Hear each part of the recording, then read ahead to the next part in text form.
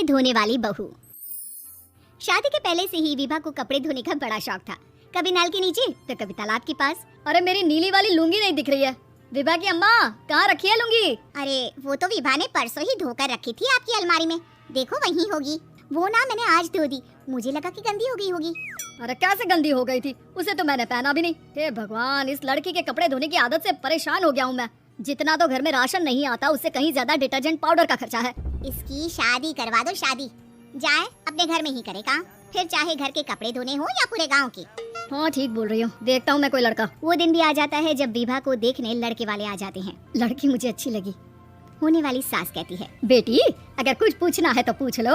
वैसे तो हमारी लड़की बहुत ही शर्मीली है, जो बोल दो वो मान लेती है, इसे क्या पूछना होगा। अरे कैसी बात कर रही हो माँ, मुझे इन लोगों के घर रहना है, सवाल तो कई है। हाँ हाँ बेटा पूछ लो ना, क्या पूछना है। आप लोगों के घर कपड़े कौन धोता है? सास का मुंह बन जाता है।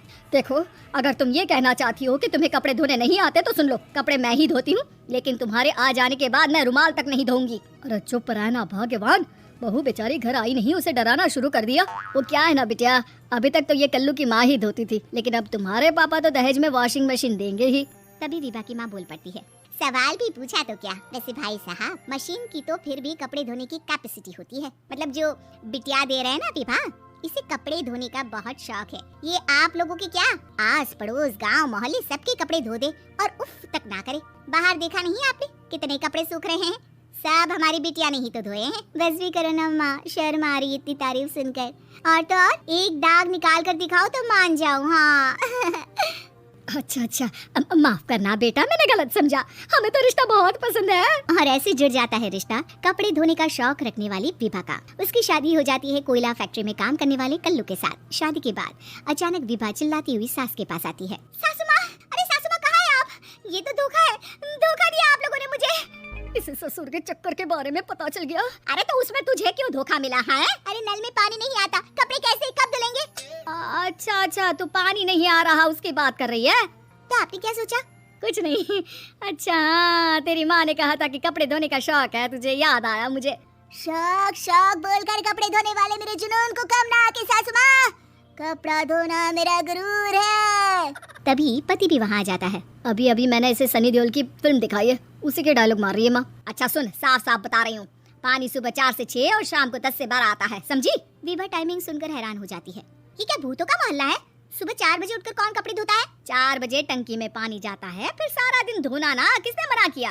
अरे कैसी बात कर रही है, 200 लीटर की टंकी में कितने कपड़े धो लूंगी मैं, सुबह ही उठ जाऊंगी मैं। अब क्या था, विभा सुबह 4 से लेकर रात के 12 बजे तक कपड़े ही धोती रहती। एक रोज सास पड़ोस से निकलकर कहीं जा रही होती है कि साथ वाली कहती है, हाँ कल्लू की माँ, जरा ये बताओ कि 2 साड़ी है, 2 ब्लाउज और एक पेटीकोट और एक नाड़े वाला लंबा कच्छा।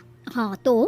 अरे तो क्या, कितना लोगी धुलाई, ये बताओ। धोबन दिख रहे हैं हम क्या? हमारे पति सरकारी नौकरी से अभी अभी रिटायर हुए हैं और बेटा सुपरवाइजर है कोयला फैक्ट्री में। धोबन समझ रखा है हमें?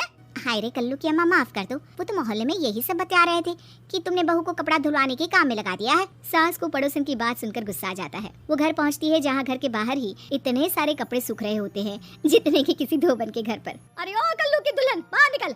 माँ जी यहीं आ जाओ, बाथरूम में चादर धो रहे हैं हम। अरे अभी हम धोते हैं, तुमको बाहर निकलो। ये आस पड़ोस वाले बोल रहे हैं कि हम बहू से कपड़े धुलवा कर उसे कपड़ा धोने वाली बना दिए हैं। अरे छोड़ो ना माँ जी, किन लोगों की बातों में आती हो? आस पास के लोगों का तो काम ही होता है कि वो किसी तरह सास बहू को लड़ा दे। बहू सारे घर के कपड़े धोती है, ये क्या कम है? बोलिए।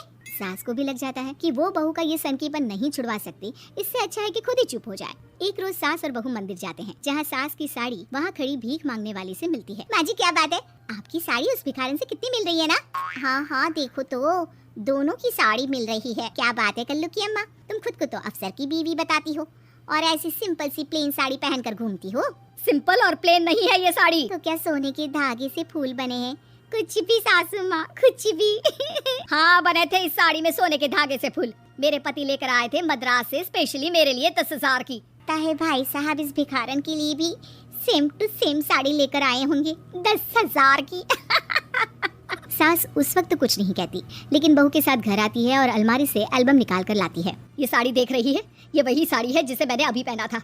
इस साड़ी में ये जो चमकदार फूल दिख रहे हैं ना, ये सोने के धागों से काटे गए हैं, लेकिन तू लोकल वॉशिंग मशीन ब्रश से घिस घिस कर सारे फूलों को निकाल कर साड़ी प्लेन कर दी।